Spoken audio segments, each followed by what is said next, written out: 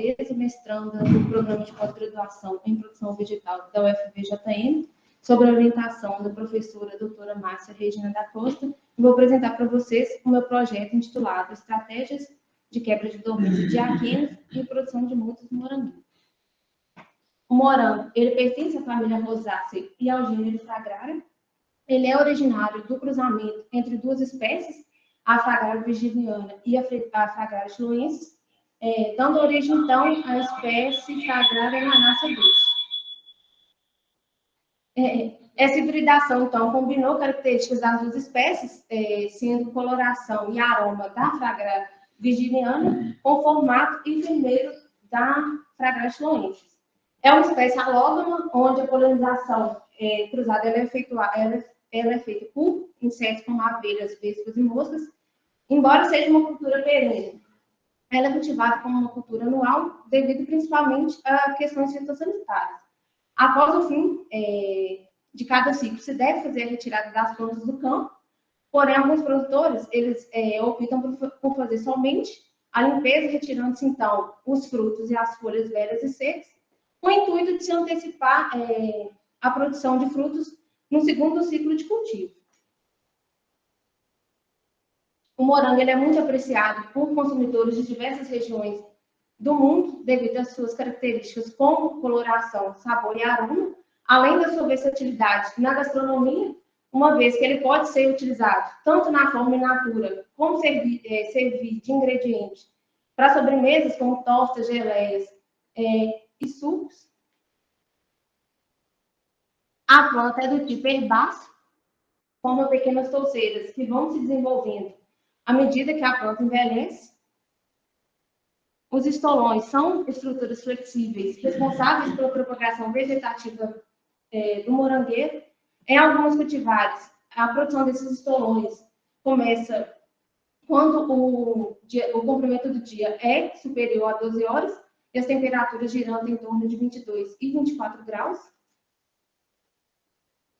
As flores geralmente são do tipo hermafrodita. Elas são agrupadas em inflorescências do tipo cimeira, ou seja, depois da abertura do primeiro botão floral. Os botões laterais eles vão se abrindo um a um, acompanhando o desenvolvimento da inflorescência. A propagação, então, ela pode ser tanto via estolões como via sementes. A propagação efetuada pelos estolões ela é feita visando fins comerciais, uma vez que as plantas propagadas por meio dos estolões, elas são idênticas à planta matriz por se tratarem de plantas, e por essa propagação visa também a produção dos frutos. O estande inicial, então, ele é uniforme, além do crescimento e da frutificação ocorrerem de forma mais rápida. A propagação via sementes, ela não é adotada comercialmente, ela é utilizada basicamente por programas de melhoramento, visando a obtenção de novos cultivares, uma vez que essa propagação ela causa grande heterogeneidade, desuniformidade, além das plantas demorarem mais tempo para frutificar, quando comparadas àquelas propagadas pelos estolões. As cultivares, então, elas são classificadas de acordo com a resposta e a sensibilidade ao fotoperíodo, sendo classificadas em 3 grupos, cultivares de dia curto, de dia neutro e de dia longo, onde as cultivares classificadas como de dia curto, elas são dependentes de fotoperíodo e temperatura.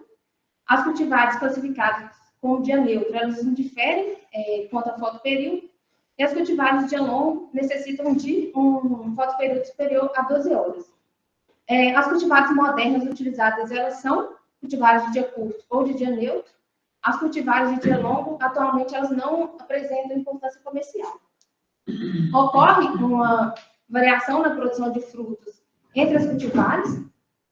Essa variação ela ocorre principalmente devido à resposta da cultivar ao fotoperíodo, ou seja, se a cultivar ela é sensível ou insensível ao fotoperíodo, e a interação entre a temperatura e o fotoperíodo determinam a produtividade e a qualidade do fruto.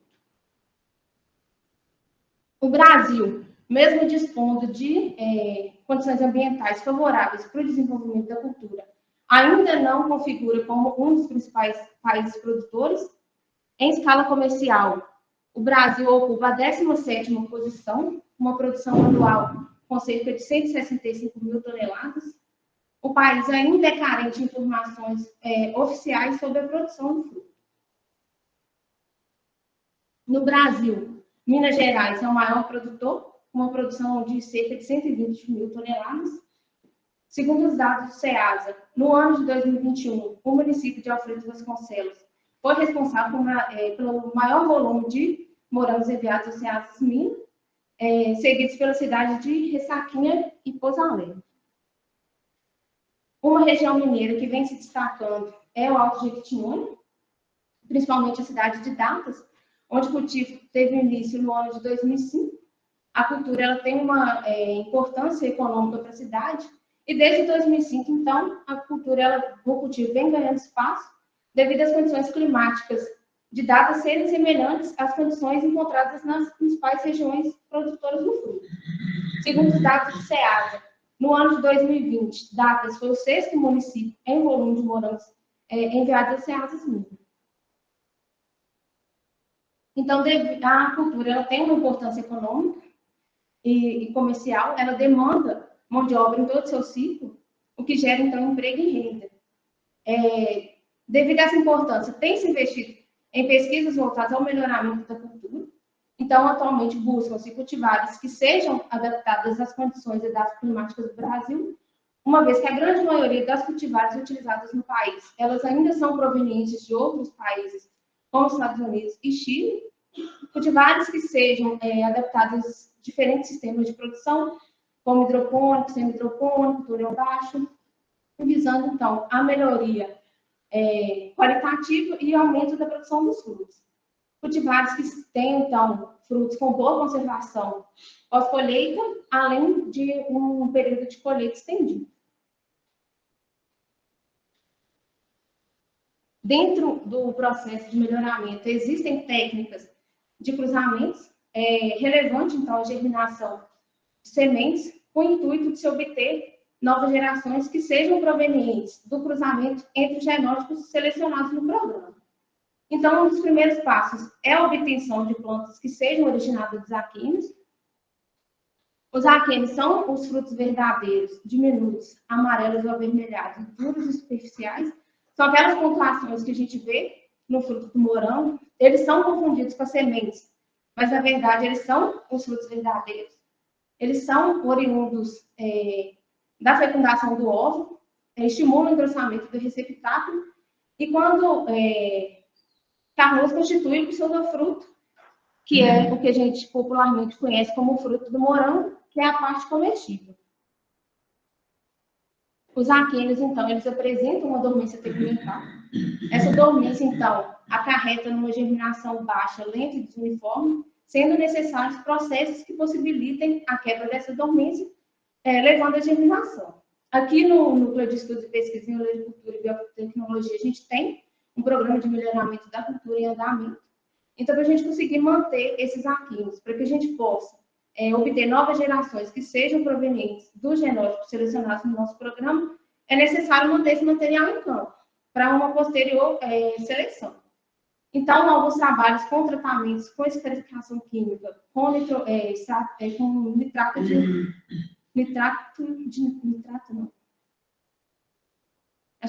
de nitrogênio, né?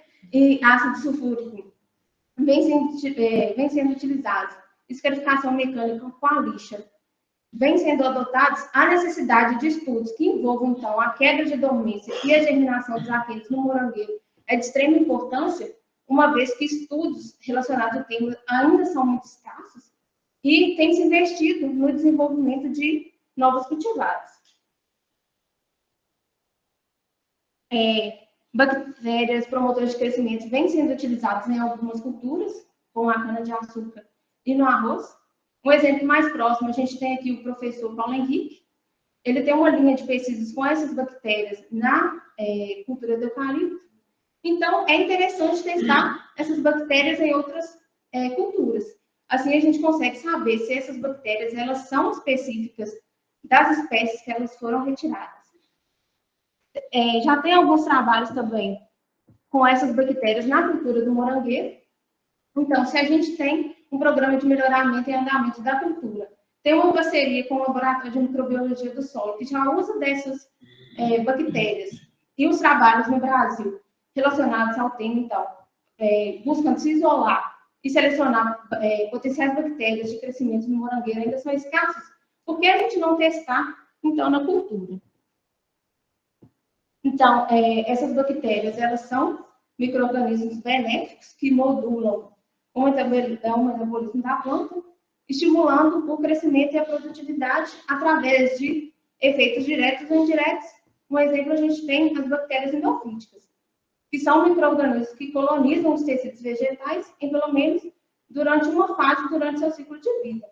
E elas podem serem associadas a alguns serviços biotecnológicos, ter uma vasta, pode ser utilizada de uma forma vasta. Como exemplo, elas podem ser promotores de crescimento devido à síntese de AIA, podem ser utilizadas no controle biológico de doenças, em melhorias de condições nutricionais, principalmente devido à fixação biológica de nitrogênio e solubilização de fosfatos.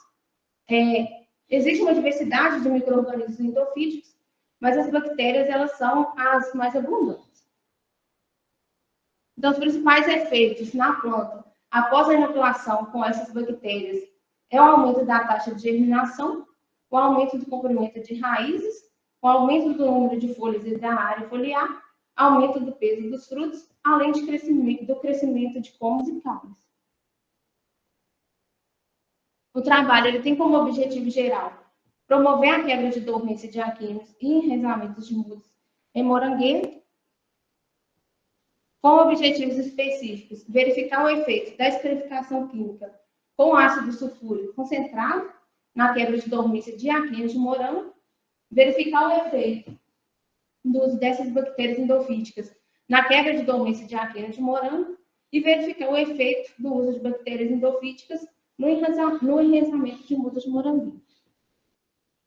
O experimento, então, serão conduzidos experimentos similares, mas conduzidos de forma separada.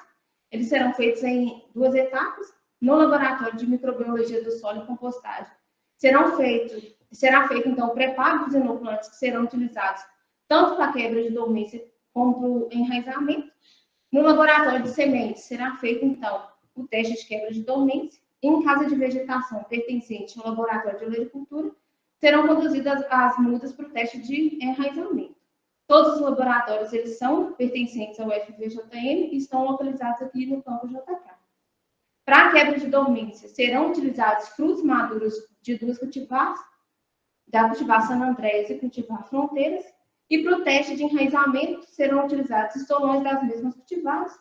Tanto os frutos para extração dos aquíneos como os estolões serão adquiridos na fazenda Map Frutas, localizada em Datas, Minas Gerais. Então, a cultivar San Andrés é uma cultivar de dia neutro, com fruto grande, saboroso e com coloração vermelha. A cultivar Fronteiras é uma cultivar de dia curto, com fruto de boa conservação pós-colheita. Ambas as cultivares elas são resistentes à podridão da coroa da antracnose, a mancha de verticílio e a podridão da coroa de fitófora e a mancha comum. E se manejadas de forma correta, as 2 cultivares apresentam tolerância ao ácaro rajado, que é um dos principais problemas enfrentados pelos produtores. Então, serão utilizadas 3 estirpes bacterianas. Essas estirpes elas foram caracterizadas quanto à produção de AIA, segundo Ramirez, 2021, que são elas 19 RP3027, 45 URP41 e 58 CRP44. Essas bactérias elas foram isoladas de genótipos de eucalipto e são pertencentes à coleção de micro-organismos do Laboratório de Microbiologia do Solo e Compostagem da UFVJM. Então, para a produção dos inoculantes, as bactérias elas foram multiplicadas, elas foram cultivadas em meio líquido LP, centrifugadas a 400 RPM, e depois o sobrenadante ele foi descartado, mantendo-se somente a massa bacteriana. Foi feita, então, a suspensão bacteriana, o preparo dos inoculantes que foram armazenados em geladeira até o uso. Para a quebra de dormência, serão 7 tratamentos. Será feita, então, a escarificação dos aquíneos com ácido sulfúrico concentrado, a inoculação com as 3 estirpes bacterianas, a 19, a 45 e 58, o mix dessas 3 bactérias, a utilização somente do inoculante veículo e a não inoculação por um período de 10 minutos, utilizando-se 4 repetições de 25 aquíneos para cada cultivar. Para a extração dos aquíneos, de 5 a 8 frutos serão macerados em peneira, lavados com água corrente. Após a lavagem, eles serão, então, colocados no papel toalha para secagem em temperatura ambiente por 72 horas. Após a secagem, então, eles serão submetidos à inoculação com cada tratamento. Após, então, eles serão submetidos ao teste de quebra de dormência em caixas de plástico do tipo Gerbox, contendo papel germiteste. Esse papel vai ser umedecido na proporção de 2,5 vezes o peso do papel. Os Gerbox, então, eles vão ser condicionados em câmaras de germinação do tipo BOD, em temperaturas alternadas de 20 a 30 graus, com fotoperíodo de 8 horas de luz, por 28 dias, seguindo a regra para análise de sementes. Diariamente, então, vai ser feita a irrigação desse Gerbox para manter a umidade adequada para a emergência dos aquíneos, assim como a contagem dos aquíneos que forem emergindo, para no final fazer o índice de velocidade de germinação. Aos 28 dias, então, será feita a contagem das plântulas normais, vão ser consideradas como normais as plântulas que apresentarem sistema radicular e parte aérea proporcionais, consideradas como plântulas anormais, a que emitiram alguma parte da plântula, mas que não consistir numa plântula normal, as sementes dormentes, que absorverem água e entumescerem, mas que não germinaram, e consideradas como sementes mortas, as que tiverem algum ataque de micro-organismos, estiverem amolecidas ou mofadas.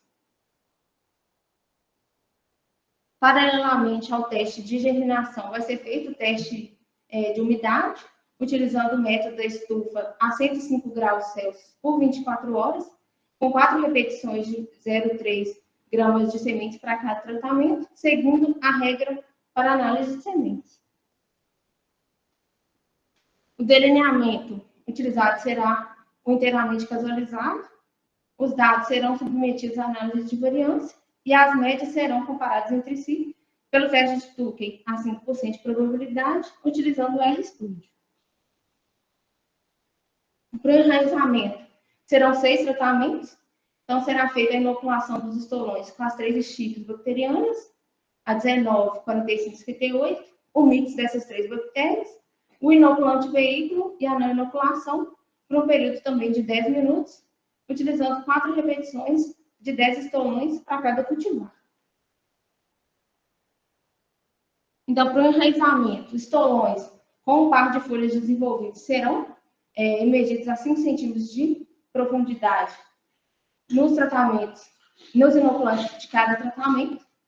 Após, então, será feito o plantio. Depois de transferidas para a casa de vegetação, o substrato também vai receber 10 ml de cada inoculante.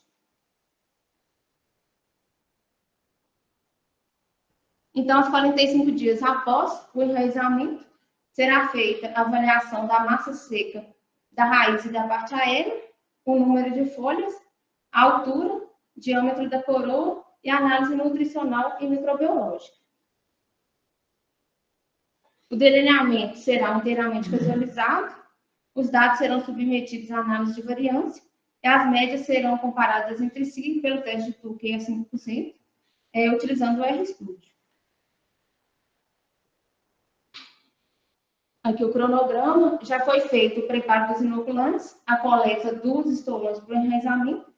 Agora a gente está na parte do teste de enraizamento.